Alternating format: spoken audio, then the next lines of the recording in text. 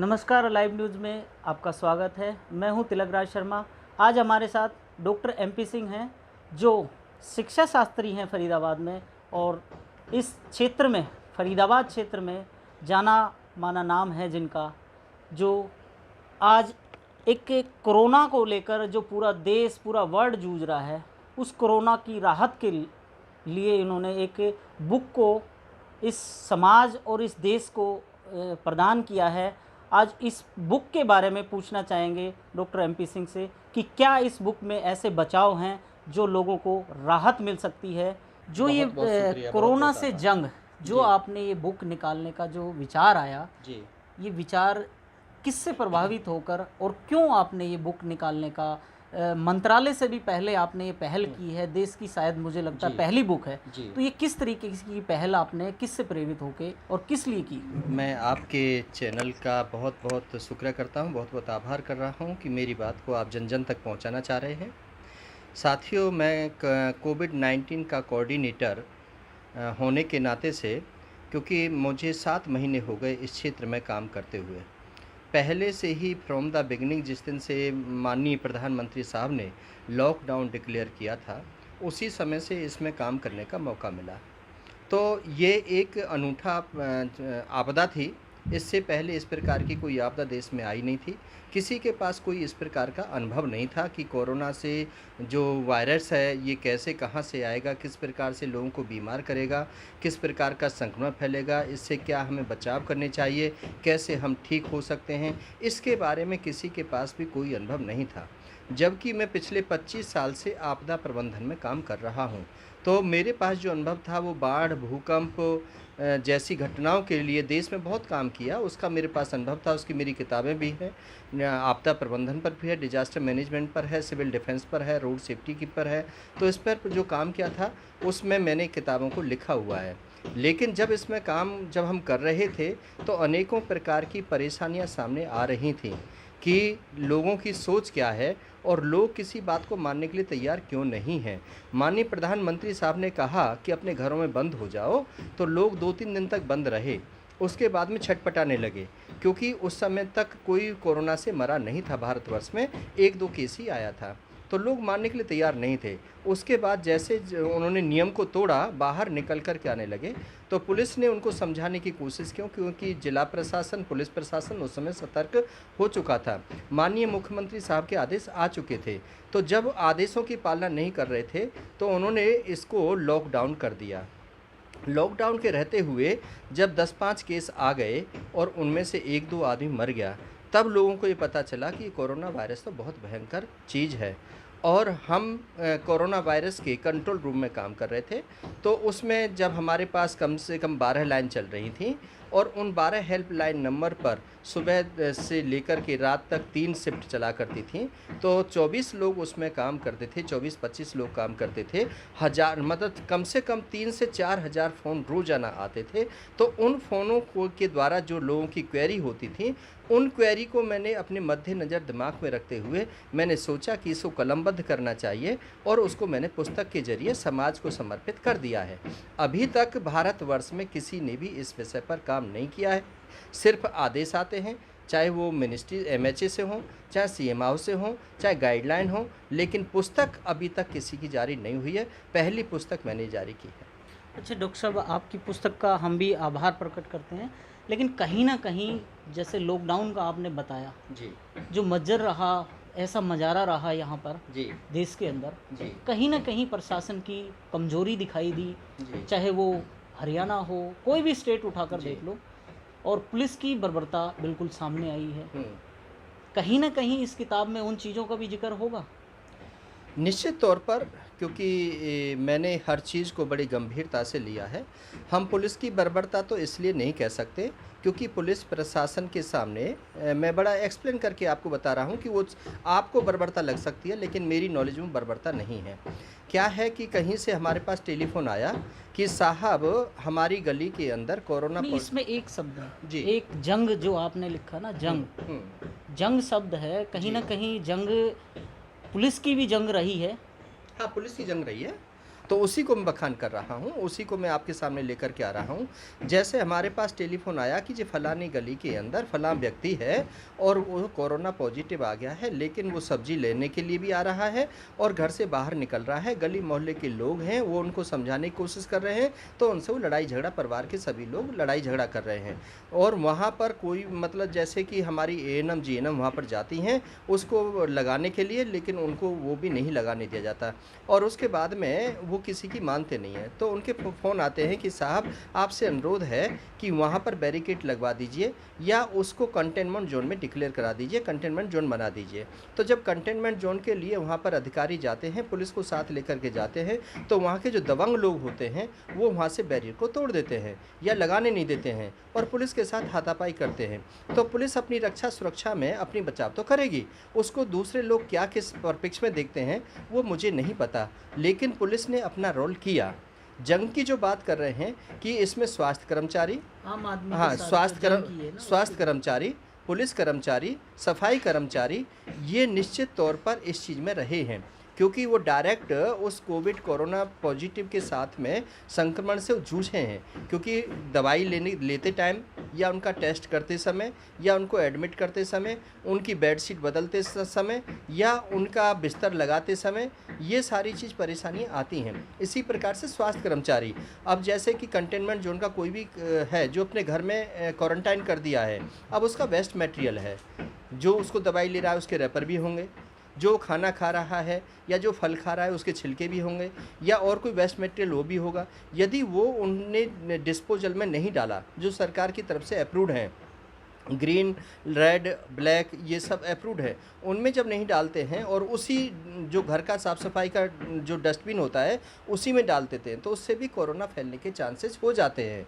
इसलिए वहाँ पर भी परेशानी आती है, क्योंकि जो कूड़ा उठाने वाले जो लोग थे, उन लोगों से कई लोगों ने लड़ाई झगड़ा किया कि तुम हमारा क्यों नहीं उठाओगे, हम तुम्हें ये कर देंगे, हम तुम्हें ये कर देंगे, तो जबकि उनको डर रहता बड़ी था। बात, जो अपने परिवार से दूर दराज रहते थे और परिवार के पास पहुंचना चाहते थे, जो लोग अकेले रहते थे और अपने परिवार में जाना चाह रहे थे, जी, उनके साथ बर्बरता हुई है। जो लोग किसी दूसरी डिजीज से परेशान थे, बीमारी से परेशान थे, वो लोग दवा लेने के लिए जा रहे थे कहीं ना कहीं। जी, कुछ लोग घर में सामग्री ख़त्म हो गई है, वो सामग्री लेने पहुँचे, जी। उनके साथ पुलिस की बर्बरता सामने आई है। तो काफ़ी शहरों की ये चीज़ें सामने आई है। क्या आपकी बुक ने इस चीज़ का भी, प्रशासन की इन कामयाबियों की, मैं उपलब्धि मानूंगा इनकी, कि इन उपलब्धियों का भी जिक्र किया है नहीं?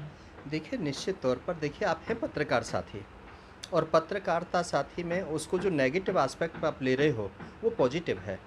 क्यों? क्योंकि सरकार के दिशा निर्देश होते हैं, सरकार की गाइडलाइनों को पूरा कराने का प्रशासन का ही काम होता है, चाहे वो पुलिस प्रशासन हो, चाहे वो जिला प्रशासन हो।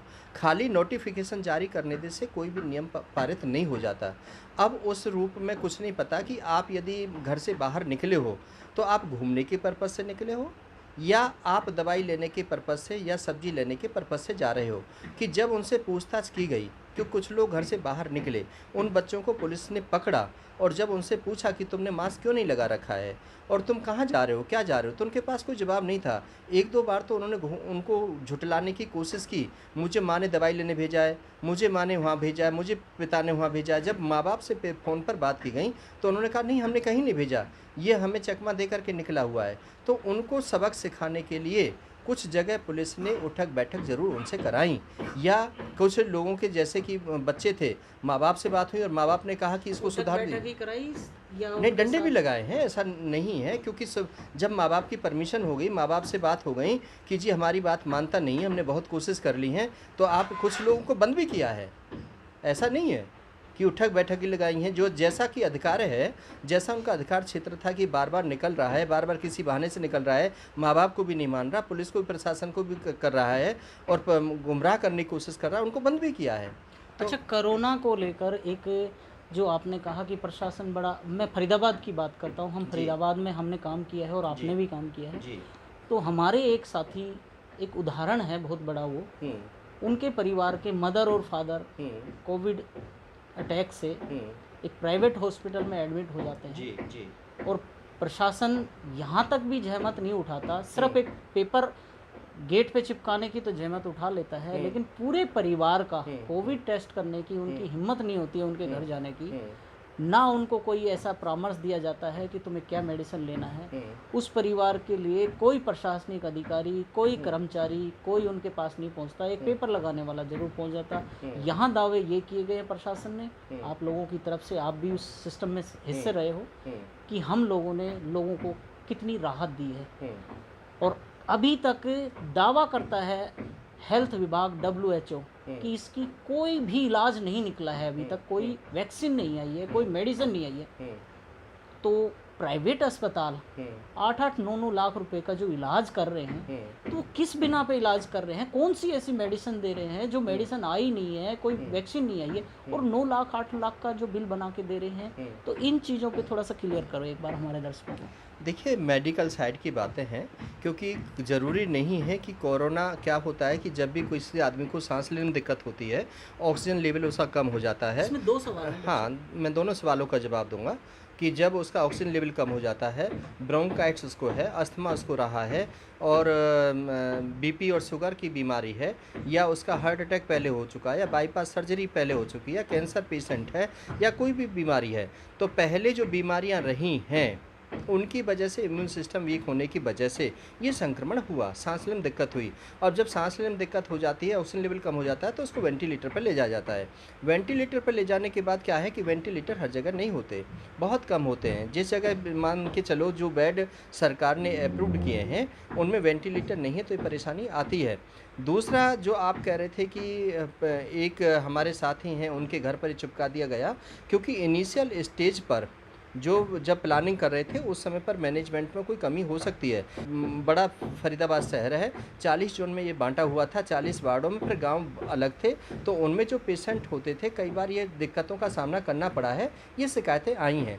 लेकिन अधिकतर शिकायतें तो समाधान हो चुका है, लेकिन फिर भी कोई ऐसा ग्रीवेंस हो सकता है जो आप कह रहे हैं, क्योंकि आप पत्रकार साथी हैं, आपके साथ हुआ है, तो ये निश्चित मैं आपकी बात को भी मैं समझ सकता हूँ कि कहीं ना कहीं पर ऐसा रहा होगा। अच्छा, आपकी बुक से एक सवाल मेरा जी। कि कोरोना की आपने एक बड़ी अच्छी डेफिनेशन बनाई है, तो वो हमारे एक बार दर्शकों को बता दो कि कोरोना को आप किन शब्दों में पिरो के रखते हो। देखिए, कोरोना जब कोई भी ऐसी इन्फेक्शन है, ये स्वयं नहीं चल के आता।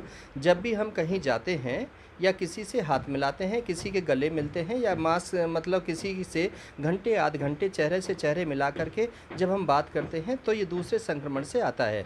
और यह कभी भी ऐसा नहीं सोचना चाहिए कि अमुक व्यक्ति ठीक होगा तो हम ज़्यादा देर तक उसके साथ बात ना करें। यदि बात करते हैं तो 2 गज की दूरी का जो प्रावधान है वो ज़रूर बनाए रखें। यदि हम किसी चीज़ को छूते हैं तो हाथों में दस्ताने ज़रूर रहें। यदि कि संक्रमण का प्रभाव आपको लग रहा है, ऐसा हो सकता है, तो घर पर गर्म पानी पी करके हम सुबह से शाम तक गर्म पानी का सेवन करें। एक बार स्टीम लें, और एक बार हम जो डाइट है, जो हम रोटी खाते हैं, रोटी की जगह यदि सलाद आधा किलो एक बार फुल डाइट लेते हैं तो कोरोना कभी हमारे पास में नहीं आएगा। ये तो कोरोना ना आए उसकी बात है।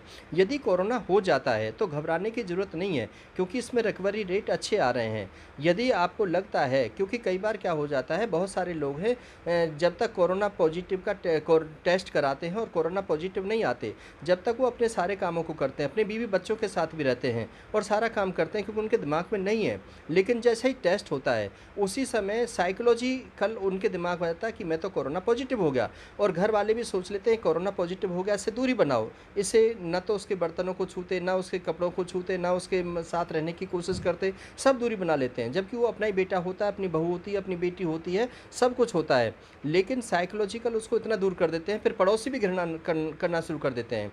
ऐसा नहीं करना चाहिए, क्योंकि वो उसने कोई इतना बड़ा अत्याचार नहीं कर दिया कि ये यदि पॉजिटिव हो भी गया तो ठीक भी होता है, उसकी दवाई भी हैं, और सिंपल सी दवाई हैं, कोई ऐसी बात नहीं है। जो आजकल डॉक्टर दे रहे हैं वो आमतौर पर वैसे भी ठीक हो जाते हैं। जो काढ़ा पी रहे हैं, मान के चलो कि तुलसी के पत्ते हैं, दालचीनी है, और अदरक है, और लौंग है, यदि ये डाल करके लेते हैं उससे भी ठीक हो जाते हैं। बुखार हो गया है तो पैरासीटामोल ले सकते हैं, उससे हो जाता है। इन्फेक्शन का संक्रमण ज़्यादा बढ़ गया तो एजिथ्रोमाइसिन है, रात के टाइम सोते समय यदि एजिथ्रोमाइसिन ले लेते हैं, स्टीम ले करके सो जाते हैं, तो बुखार भी कवर हो जाता है और इन्फेक्शन भी ख़त्म हो जाता है। तो ज़्यादा मान के चलो गले में खराश हो रही है या आपको एलर्जी है तो सिट्राजिन ले लीजिए, तो उससे भी आपको आराम मिल जाएगा, घबराने की ज़रूरत नहीं है। और मेरी जो बुक है, इस बुक में अनेकों प्रकार के इलाज, आयुर्वेद से भी, एलोपैथी से भी, सारे इलाज इसमें लिखे हुए हैं। कोरोना से कैसे बच सकते हैं, कोरोना हो जाए तो क्या करना चाहिए, कोरोना से पहले क्या करना चाहिए, और किस किस प्रकार की क्या क्या कॉन्टैक्ट नंबर हैं, कौन से हॉस्पिटल में, और कौन सी पुलिस के नंबर हैं, कौन सी पुलिस को हमने कॉल करना है, कौन सी एम्बुलेंस को बुलाना है, किस डिस्पेंसरी में जाना है, कौन वहाँ पर इलाज करेगा, ये सारी चीज़ इसमें जिला प्रशासन के क्या रोल हैं, पुलिस प्रशासन का क्या रोल है, रेड क्रॉस की क्या रोल है, सिविल डिफेंस का क्या रोल है, वॉलंटियर्स का क्या रोल है, इसमें हर डिपार्टमेंट के रोल भी लिखे हुए हैं। एक बार अपनी बुक को डॉक्टर साहब दिखा दो दर्शकों को। हाँ, ये मेरी कोरोना से जंग नामक पुस्तक है, और इसमें ये सारे टाइटल इसमें लिखे हुए हैं। ये मेरा अपना परिचय है, मेरा इसमें कॉन्टैक्ट नंबर भी है 9810566553। यदि किसी प्रकार का आपको काउंसलिंग की बात है, आप कोरोना पॉजिटिव हो गए हैं या कोई जानकारी यहाँ से लगते हैं, तो फ्री ऑफ कॉस्ट में काउंसलिंग भी देता हूँ, और हज़ारों लोगों को काउंसलिंग के थ्रू मैंने बचाया भी है। और जो बात कर रहे हैं कि कोई देखने नहीं आता, मैं उनको घर तक देखने भी जाता हूँ, उनसे मिलता भी हूँ, लेकिन मुझे आज तक संक्रमण नहीं हुआ। 7 महीने का समय हो गया, हुआ भी होगा तो आकर के चला गया होगा, क्यों मैं प्रिकॉशंस लेता हूँ। और मैं लिक्विड पर ज़्यादा रहता हूँ, पानी ज़्यादा पीना चाहिए, गर्म पानी ही मैं पीता हूँ सुबह से शाम तक, और मैं सुबह और शाम दोनों टाइम काढ़ा पीता हूँ, जिसकी वजह से आज मैं इससे बचा हुआ हूँ। और मैं सबसे अपील भी करता हूँ कि इस पुस्तक को ज़्यादा से ज़्यादा लोगों तक पहुँचाएँ, ताकि हर लोग इसमें पढ़ करके और अपने ज्ञान को अपडेट कर सके, और इस कोरोना की जंग से हम लड़ सकें, कोरोना वायरस से हम दूर रह सकें, जिससे कि हमारा देश समृद्धशाली बन सके। तो इसलिए ये सोचें कि हम कोरोना हमें हो ही नहीं, तो इसलिए कोरोना से जंग नामक पुस्तक को पढ़ें, इसको आत्मसात करें, इसका मंथन करें, चिंतन करें। शुक्रिया, बहुत बहुत धन्यवाद। मैं एलाइव न्यूज़ का और अतुल्य लोकतंत्र न्यूज़ का मैं बहुत ही स्वागत करता हूं, धन्यवाद करता हूं कि इन्होंने मेरी आवाज़ को जन जन तक पहुंचाने में मेरी मदद की है। मैं बहुत इनका आभारी हूं, बहुत बहुत शुक्रिया, बहुत बहुत आभार। ये थे हमारे साथ डॉक्टर MP सिंह जी, जिनका कोरोना के ऊपर एक बहुत बड़ी भूमिका रही है, और इस कोरोना से जंग नामक पुस्तक में कहाँ तक ये लोगों के जीवन को बचा पाएगी, ये तो अभी भविष्य के गर्भ में है। लेकिन मैं एक आप लोगों से अपील करना चाहता हूँ कि ये बुक ज़रूर से ज़रूर पढ़ें, और जहाँ आपको उपलब्ध नहीं है, वहाँ एक नंबर अभी डॉक्टर MP सिंह ने आपको स्क्रीन पर दिया है, उस नंबर के माध्यम से भी आप बुक अपने पास मंगा सकते हैं। और इस वीडियो को ज़्यादा से ज़्यादा लोग शेयर करें, इस पर कमेंट्स करें। अगर आप लोगों को अच्छा लगे तो इसे ज़रूर शेयर करना। खबरों की विस्तार से जानकारी के लिए सब्सक्राइब करें हमारा चैनल और क्लिक करें बेल आइकन पर, ताकि कोई भी खबर आपसे अछूती ना रह सके।